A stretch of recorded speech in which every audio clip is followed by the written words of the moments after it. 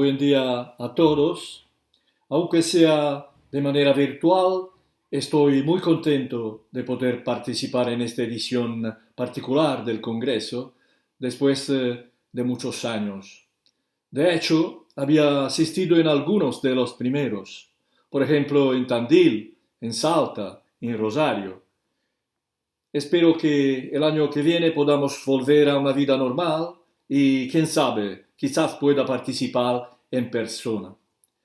En mi conferencia abordaré el tema de la comunicación en el proceso de enseñanza-aprendizaje y los problemas que lo acompañan.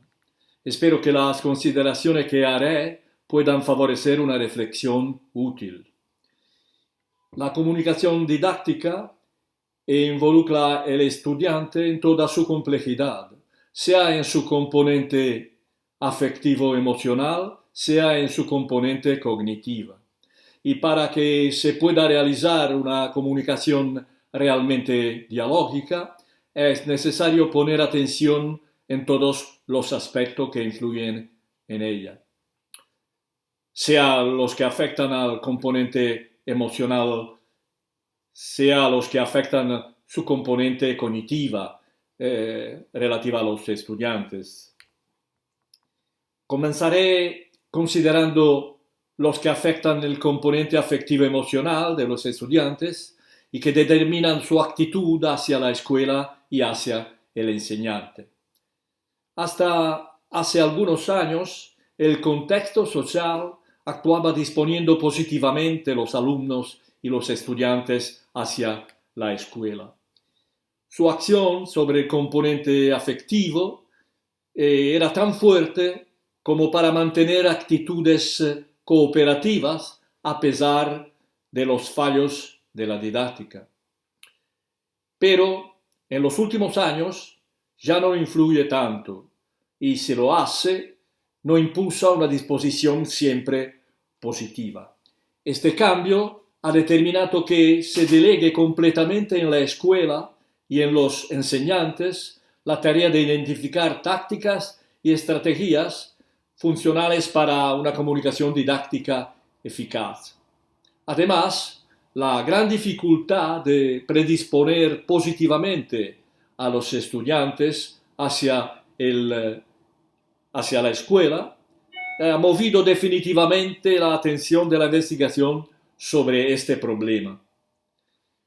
Los estudios del sector han llegado al punto de hacer considerar la comunicación en el proceso de enseñanza-aprendizaje como un proceso de colaboración y que su resultado dependa exclusivamente de la actitud de los estudiantes.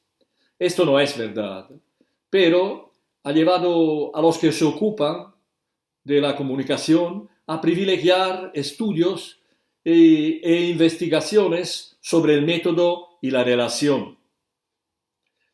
Se trata de estudio de gran utilidad.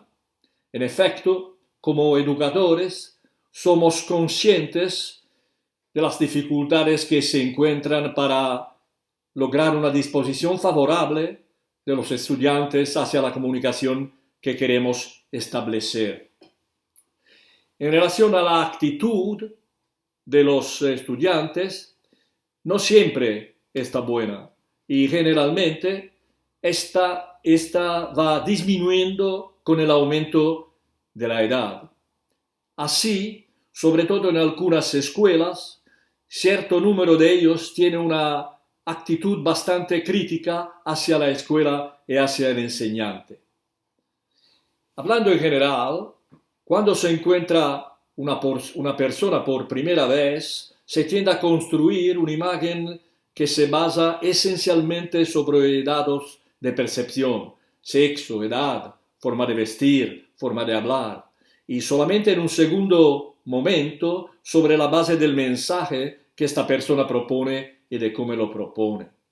A veces, si la actitud crítica se combina con una percepción negativa del enseñante, se puede determinar en el estudiante una condición de rechazo tan fuerte como para causar discontinuidad en la comunicación. Esta discontinuidad se puede realizar aún antes de que el profesor pueda demostrar la fiabilidad de lo que propone. Los expertos en comunicación identifican 3 características del emisor del mensaje, en nuestro caso sería el enseñante, que influyen en el resultado de la comunicación: la atracción, el poder y la credibilidad. La atracción no solamente está determinada por los datos perceptivos mencionados antes, sino también por el nivel de sintonía entre el punto de vista del emisor y el del receptor, y por el grado del estilo y del carácter del emisor. El poder, en general, evoca la complacencia, que puede llevar a la aceptación de los valores expresados, mientras la credibilidad puede persuadir al receptor a proveer su colaboración. Necesita que los enseñantes trabajen mucho sobre la relación con sus estudiantes para favorecer su actitud positiva hacia nosotros y hacia nuestro papel. En relación a esta actitud, está determinada por un conjunto de componentes individuales, como, por ejemplo, su idiosincrasia, sus intenciones, sus deseos, sus creencias, sus objetivos, su pasado escolar, su condición social, su condición familiar, la relación con el enseñante, la relación con los compañeros. Y su actitud determina o menos el interés, la motivación, la atención, el compromiso y, consecuentemente, la acción y la prestación. Trabajar sobre la relación significa lograr modificar algunos de los componentes individuales antes mencionados, como por ejemplo las necesidades, los objetivos, las intenciones, de manera que la actitud hacia nuestra comunicación se disponga favorablemente.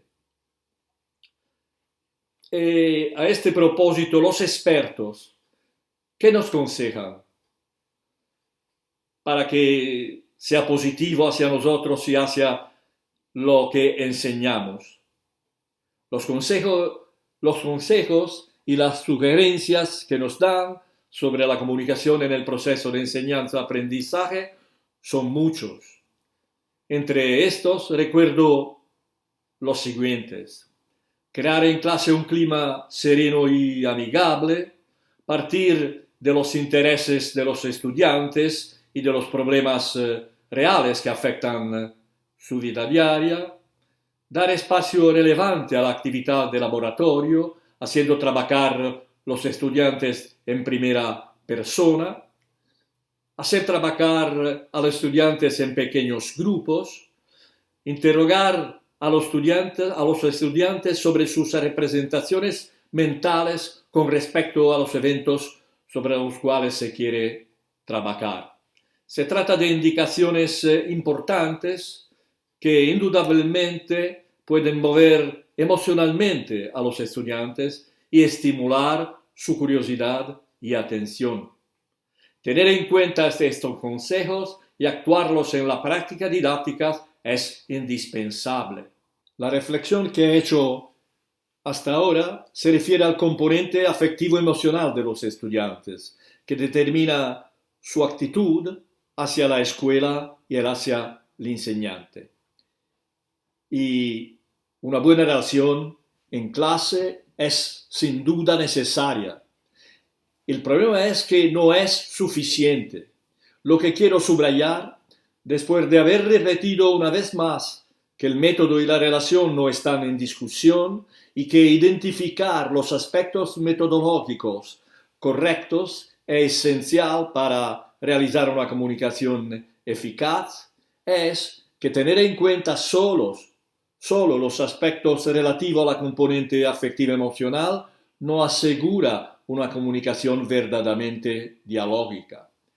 La comunicación, efectivamente, atraviesa no solamente todos los fenómenos de la esfera emocional y relacional de los estudiantes, sino también aquellos de su esfera cognitiva.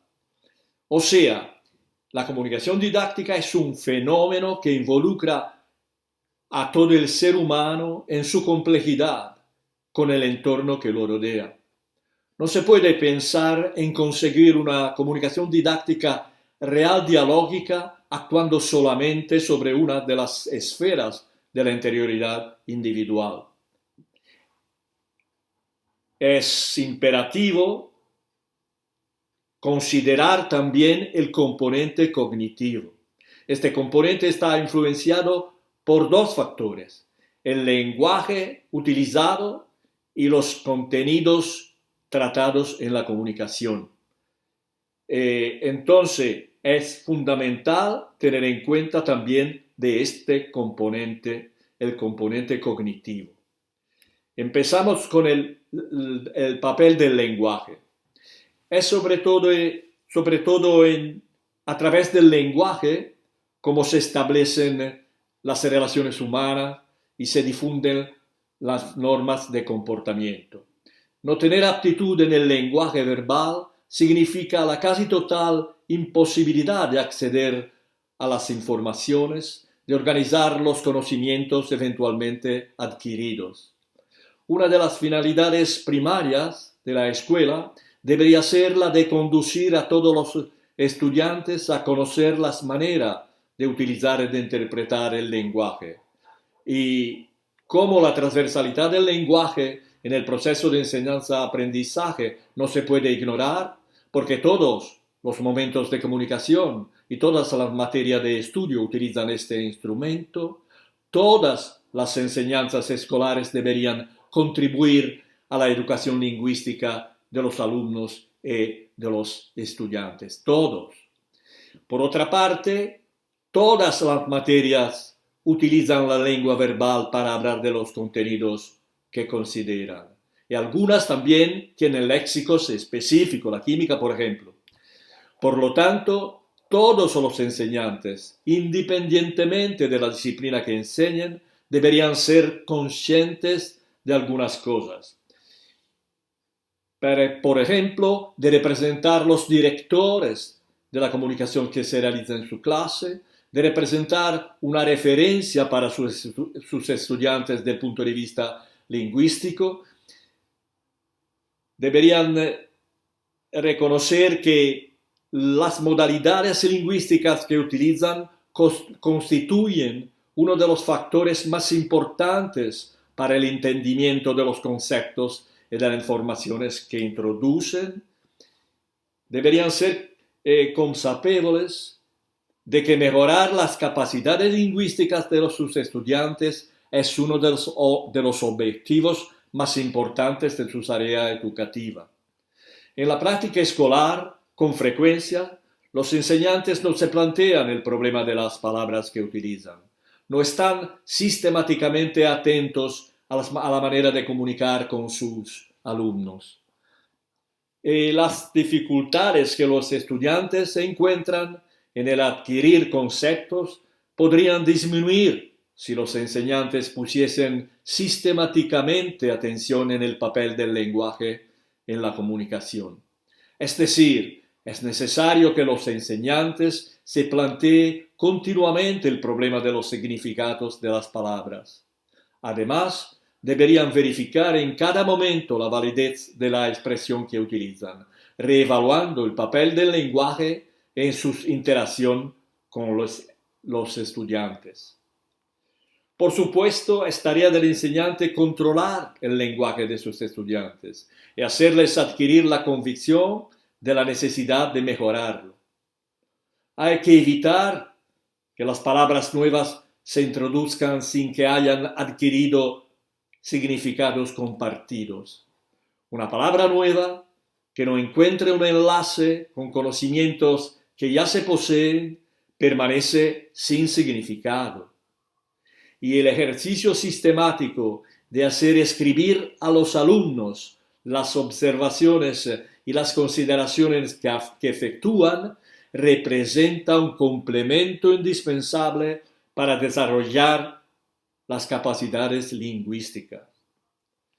El lenguaje se caracteriza por el uso al que se destina y el natural tiene muchas utilizaciones. Él se propone al mismo tiempo informar, persuadir, suscitar sentimientos, dar juicios y otro más. Los lingüistas afirman que hay contextos en los cuales el lenguaje natural parece inadecuado, insuficiente para representar las cosas.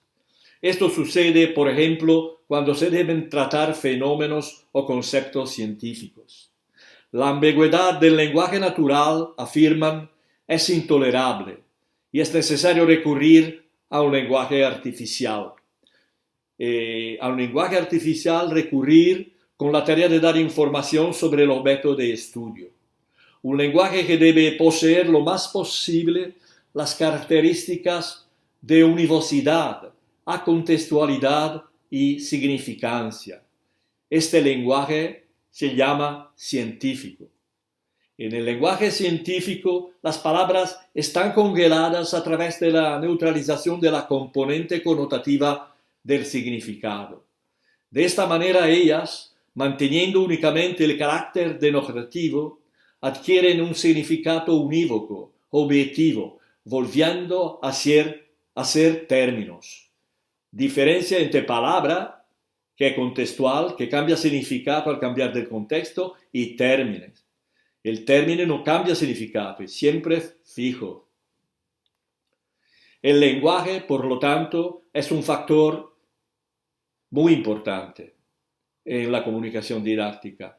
Y independientemente de la disciplina que se enseña, la atención continua al propio idioma y al utilizado por los estudiantes es una condición esencial para tener una comunicación didáctica eficaz. Así hemos enfatizado el papel del lenguaje. Consideramos ahora el papel de los contenidos que se tratan en clase. Por supuesto, no es suficiente que el enseñante cree un clima en clase que genere interés y motivación. Es fundamental, pero no es suficiente. Que se preocupe del lenguaje que utiliza en clase. Es fundamental, pero no es suficiente, sino que debe estar atento a los contenidos que propone en el aula y al nivel al que los ofrece. Si esto no sucede, es frecuente que los estudiantes no entiendan lo que afirma el docente, el profesor, el enseñante, y en este caso podrán solo memorizar. Y la memorización no favorece, en general, actitudes positivas hacia la disciplina. Es la conciencia, el entendimiento, la comprensión lo que produce conocimiento y curiosidad. Una disciplina gusta más que otras porque hemos entendido, y este hecho determina un mayor empeño, y este empeño hace aumentar nuestra competencia en el sector. La actitud se transforma en aptitud. Por otra parte, la calidad de las competencias que se adquieren en la escuela influye sobre la manera de aprender, en el sentido que la adquisición de una determinada calidad de competencia produce necesidad de competencia de la misma calidad. Es decir, por ejemplo, si un alumno se hace hábil en la memorización, para memorizar necesita siempre menos esfuerzo y se le vuelve siempre más fácil imponerse el problema de entender. También porque entender necesita la utilización integrada de muchos recursos. Y es una actitud que se desarrolla solo a través de un empeño constante y sistemático, muy fatigoso, sobre todo para quien está acostumbrado a memorizar. La escasa atención respecto a las habilidades y competencias poseídas por nuestros estudiantes causa a menudo que los docentes elijan contenidos que resultan inaccesibles a sus estudiantes. Y esta inaccesibilidad hace nulos todos los esfuerzos y todos los resultados obtenibles siguiendo las sugerencias y las indicaciones de los expertos. Estas indicaciones conciernen a la oportunidad de hacer trabajar a los estudiantes en grupo y de acercar lo que se enseña, como hemos visto, a la vida cotidiana, y provoca inevitablemente discontinuidad en la comunicación, la falta de contenidos aptos. Esto es, entonces la inaccesibilidad de los contenidos vanifica todos los esfuerzos hechos.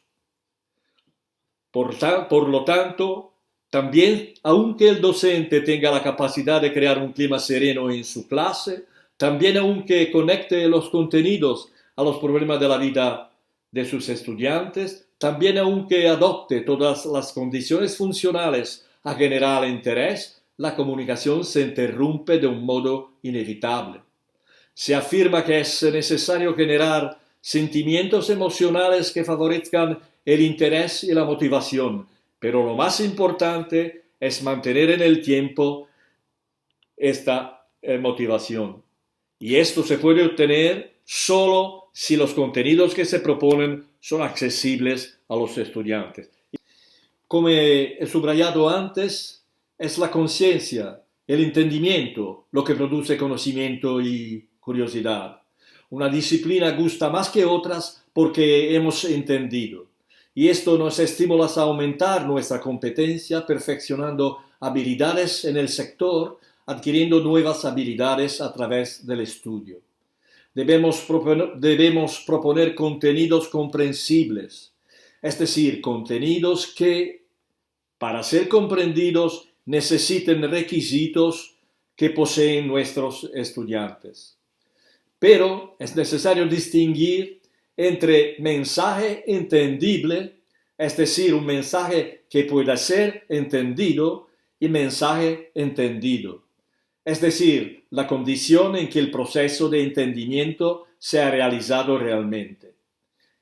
Es decir, un mensaje puede ser entendible para una persona, pero no realmente adquirido, entendido por parte de la misma persona. Es decir, cuando lo que se propone en clase es comprensible para los estudiantes, que cobra muchísima importancia el papel del componente afectivo emocional de los estudiantes.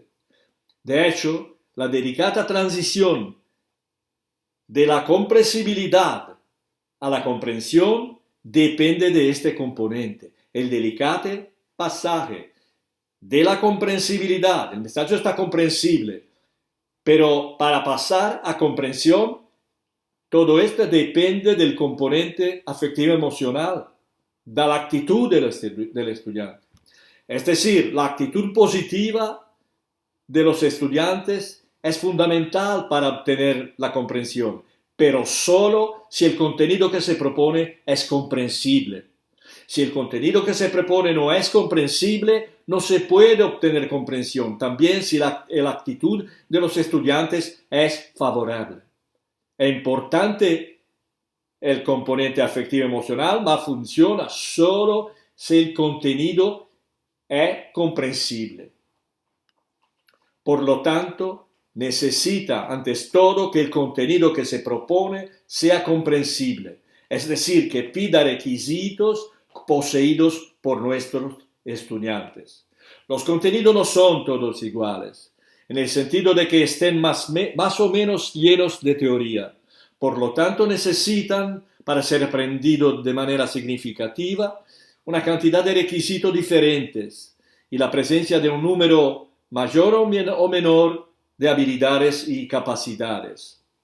La elección de los contenidos que se han de considerar, el nivel en el que tratarlos, representa, por lo tanto, una tarea fundamental e inicial para el docente. No reconocer los contenidos aptos, el nivel apto, significa hacer vanos todos los esfuerzos hechos para conseguir que sean favorables los otros factores que influyen sobre la comunicación. La muy escasa atención hacia la elección de los contenidos y el nivel en el que tratarlos es la causa principal de la actual condición de la enseñanza científica en la escuela.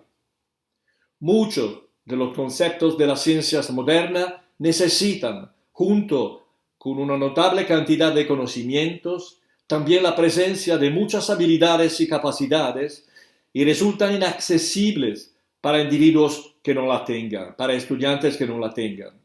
Un elenco del todo parcial de estas habilidades puede ser, por ejemplo, el siguiente: capacidad lógico-lingüística, capacidad de captar igualdades y diferencias, capacidad de describir en secuencia ordenada hechos y fenómenos, capacidad de clasificar, capacidad de observar en manera no casual, capacidad de sintetizar, capacidad de efectuar generalizaciones, capacidad de abstracción, capacidad de reconocer las variables de un fenómeno, capacidad de distinguir la descripción de la interpretación. Si hacemos referencia a una ciencia experimental específica, por ejemplo la química, podemos afirmar que existen dos dimensiones, dos planos de esta ciencia. Una macroscópica que describe los aspectos fenomenológicos que involucran las sustancias y una microscópica que analiza su composición y a partir de ella propone interpretaciones sobre sus transformaciones. La dimensión fenomenológica es realmente más accesible y puede ser utilizada también y sobre todo para permitir la adquisición por parte de los alumnos de la escuela básica de las funciones y habilidades de las que he hablado ahora, y que una vez adquiridas permitirán acceder a la visión microscópica. Entonces necesita antes adquirir funciones y habilidades. El problema es que hoy, con frecuencia, muchos estudiantes del bachillerato no poseen estas habilidades y, en consecuencia, no logran activar los procesos de inferencia que podrían permitirles acceder a los conceptos de las ciencias experimentales modernas. Dificultades ulteriores dependen de la no conciencia de algunos enseñantes que continúan proponiendo contenidos inaccesibles a sus estudiantes. Por lo tanto, se constata un predominio en los estudiantes que se aplican en el estudio, y que ciertamente no representan la mayoría, de una dimensión mecánica en el aprendizaje que los conduce a saber repetir y aplicar en manera estática los contenidos de los cursos, y que son incapaces de coligar las situaciones, de efectuar inferencias, de poner en relación los conceptos y las informaciones. Un ejército de diligentes ejecutores privado de autonomía cognitiva. Si se quiere que al término del bachillerato los jóvenes tengan una menor dependencia cognitiva, es necesario recuperar las habilidades básicas, también a expensas de los contenidos disciplinares. Es decir, es necesario tener en cuenta que didáctica no significa considerar la enseñanza para sí misma, sino en relación con las características de aquellos que deben aprender. Concluyo reiterando que si un contenido requiere requisitos que el estudiante que debe adquirirlo no posee, es decir, si no resulta comprensible, nunca podrá comprenderlo, aunque quisiera comprenderlo. Un querido saludo a todos y buen congreso.